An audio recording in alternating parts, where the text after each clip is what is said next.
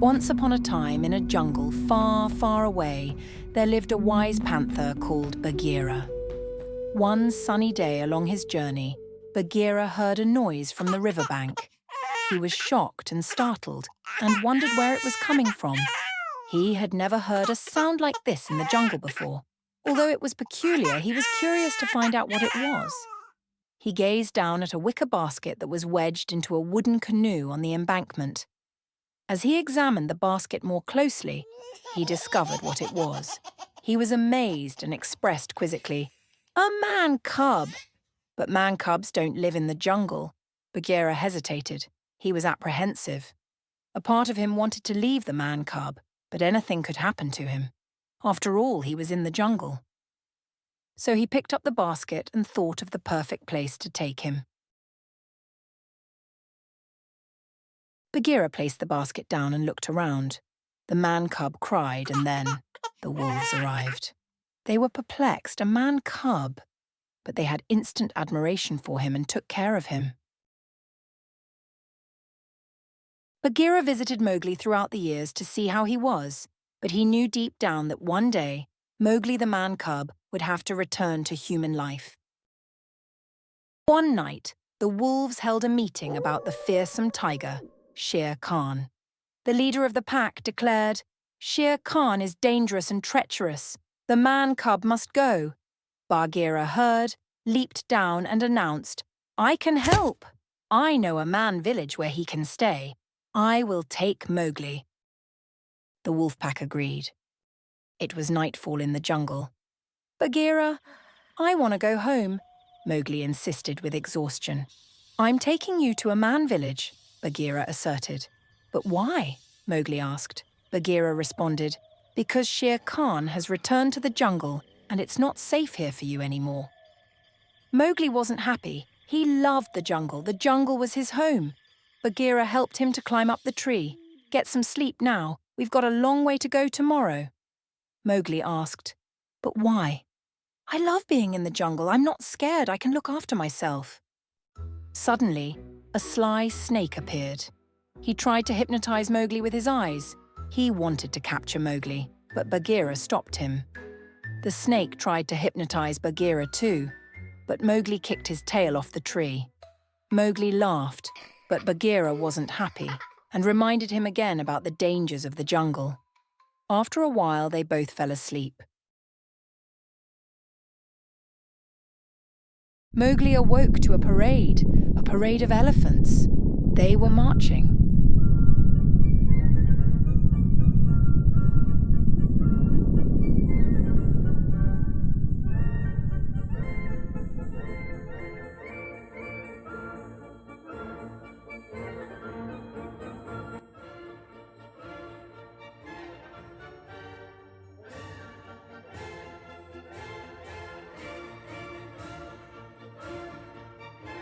After they had finished marching, the leader of the elephants, Colonel Hathi, inspected the elephants to see if they were fit enough to be in the herd.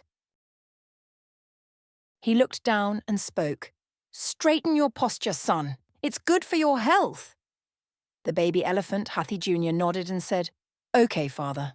As he continued on, he noticed Mowgli and stated, "How absurd. A man cub. In my jungle." "It's not your jungle," Mowgli debated. Colonel Hathi was appalled. Bagheera came along in the nick of time and told the colonel that he was going to take Mowgli to the man village. Colonel Hathi responded, "Good, and remember, elephants never forget." At that, he marched off with the herd, Mowgli was annoyed. He certainly did not want to go to the man village.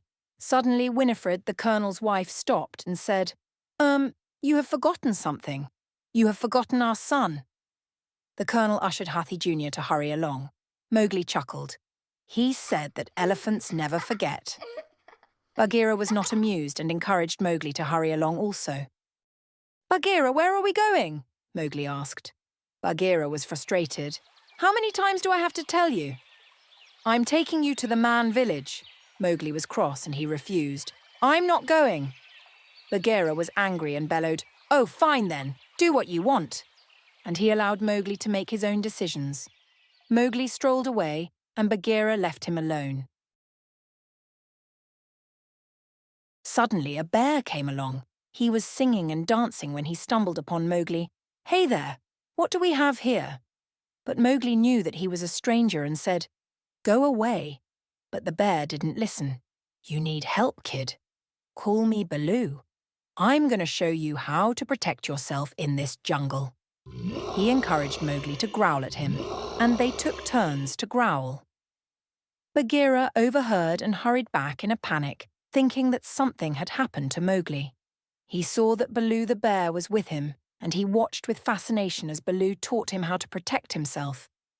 Baloo thought that Mowgli was so much fun. Bagheera said he's going back to the man village today. Baloo detested. "No, he can't. They'll make a man out of him." Bagheera sneered. "Well, that's the point, isn't it?" "And how is he going to survive in the jungle?" Baloo stated. "Hey, he's with me. I'll teach him everything I know." Bagheera sighed. "Well, that won't take long." Baloo ignored him and began singing, showing Mowgli the bare necessities of life.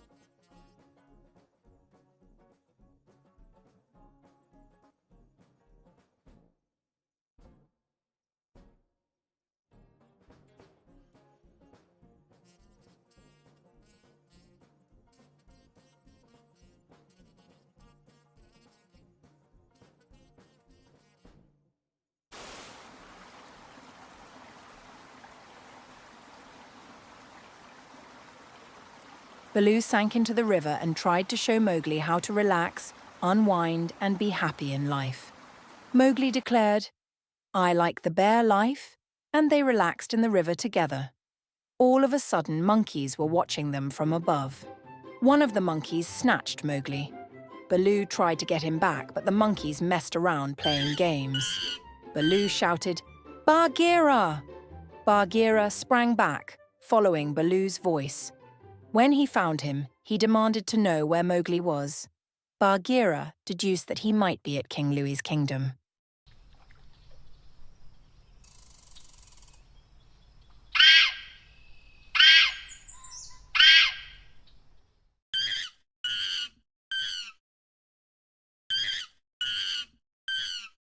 King Louie sat on his throne, singing. He was delighted to meet Mowgli and wanted to help him stay in the jungle. He informed Mowgli that he wanted to be just like him.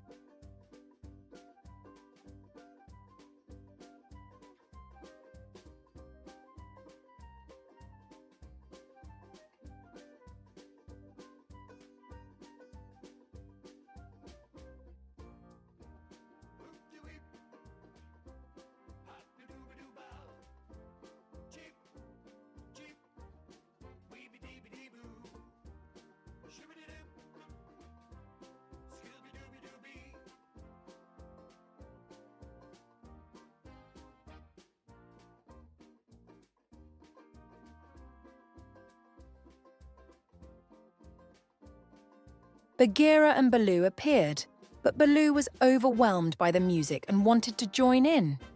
Baloo loved music. Bagheera shouted, "Baloo, come back!" But Baloo didn't listen.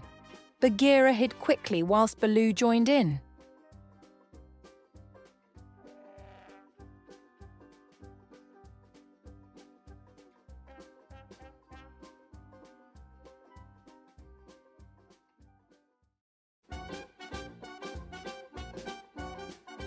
After a while, King Louie and the monkeys realized that Baloo was in disguise, and they all stopped dancing. Baloo and Bagheera attempted to get Mowgli back. With great effort, they managed to achieve their mission and obtain Mowgli. Baloo was ecstatic. "That was a great party," he demised. Bagheera sighed. The moonlight shone over the stream and the three attempted to sleep. Bagheera was furious with the events that had happened earlier on in the day. "Oh, be quiet, Bagheera. You know it ain't easy being like me." Bagheera said, "Well, I hope Mowgli learned something." Bagheera reminded Baloo that Mowgli should go back to the man village, especially when Shere Khan was on the prowl, but Baloo wanted Mowgli to stay in the jungle. "Oh, but I love that kid like he's my own cub. I don't want him to leave," Bagheera responded. "But we need to think about what is best for Mowgli's safety. It's imperative, Baloo." Baloo remained silent and came to the realization that it would be safer for Mowgli to leave the jungle. When the sun arose, Mowgli awoke. Baloo informed Mowgli that they had a long journey ahead of them. Mowgli replied, "Cool. Bye, Bagheera. Me and Baloo have got stuff to do." "Goodbye, Mowgli," Bagheera said. Mowgli began singing about the bare necessities of life. Baloo watched sadly and reminded Mowgli that he was a human and had to take him back to the man village. Mowgli didn't want to go. He ran away in a panic. He was upset. There, lingering in the long grass, was Shere Khan. All of a sudden, Colonel Hathi and his herd came along. Bagheera shouted, "Hello there, Colonel. Please stop. We need to find the man cub. He's lost. He ran away. Shere Khan will find him." The Colonel replied, "Oh, nonsense. Shere Khan is not here anymore." Shere Khan was in the distance. He listened and laughed, camouflaging himself in the grass. The other elephants agreed to help, but the Colonel refused. Hathi Jr. said, "Oh, please, Father, me and the man cub are friends. He'll get hurt if we don't find him." The Colonel looked down at his offspring and reluctantly agreed. He gave the other elephants instructions, and the elephants marched away. Shere Khan was excited. A man cub? Mowgli never felt so lonely. He strolled sadly around the heart of the jungle.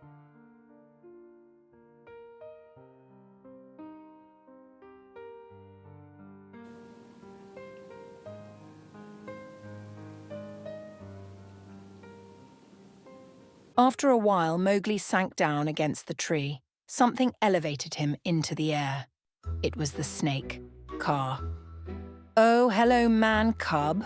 What a joy to see you again." Mowgli was not happy. "Oh, leave me alone. I don't trust you." Kaa tried to hypnotize Mowgli again and began singing.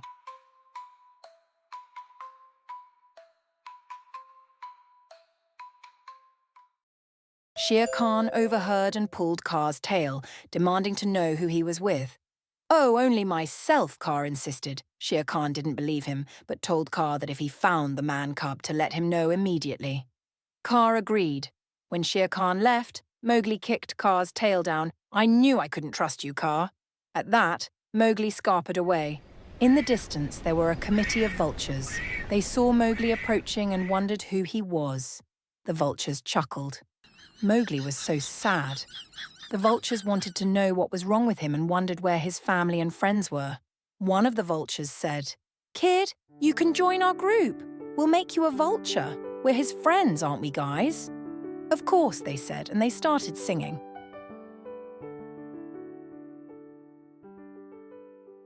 Suddenly, Shere Khan appeared, then approached and finished the ending of the song. "That's what friends are for," he sang and began clapping. "An extraordinary ensemble. Well done. Bravo." "Oh no, Shere Khan, run!" the vultures hissed, flying up to the tree. But Mowgli remained still and brave. "I'm not running," he said. Shere Khan was stunned and announced, "Everyone runs from me." "I'm not running from anyone," Mowgli yelled. "You are no match for Shere Khan, kid. I'll tell you what, I'll count to 10 to bide you some time to flee." He counted, but Mowgli did not run. He found something to hurt him with instead. Shere Khan counted 1, 2, 3, 4, 5, 6, 7, 8, 9, 10. After this, he leapt towards Mowgli, but Baloo stopped him by grabbing his tail. Baloo was afraid, but he was brave. He fought Shere Khan to protect Mowgli. Mowgli bellowed frantically, "Baloo! Help me, Baloo!" The vultures came to Mowgli's rescue, but Shere Khan was furious with him and tried to hurt Baloo instead for interfering. Shere Khan commanded, "I will get you for this. You will pay." Unexpectedly, lightning struck the tree, which caused a raging fire. A branch was set ablaze, and Mowgli ran over and attached it to Shere Khan's tail. Shere Khan was horrified and howled, "No! You will pay for this. Mark my words." At that, he ran away petrified, never to be seen again. Mowgli sauntered over to Baloo. He was upset as Baloo lay still on the ground. Bagheera comforted Mowgli as he was upset that Baloo had been hurt. Bagheera sighed. "Come on, man cub, let's go." Suddenly, Baloo awoke. Mowgli ran over enthusiastically. "Baloo, you're awake! We were so worried." Baloo replied, "Come on, kid, you know me," and he hugged Mowgli. As the day grew later along their journey, they spotted a girl in the distance. She was singing sweetly. Mowgli was intrigued. He questioned, "What's that?" Baloo wasn't impressed and replied, "Forget about that, it ain't nothing but trouble." But Mowgli wanted to find out, and he had a closer look, wandering over to her.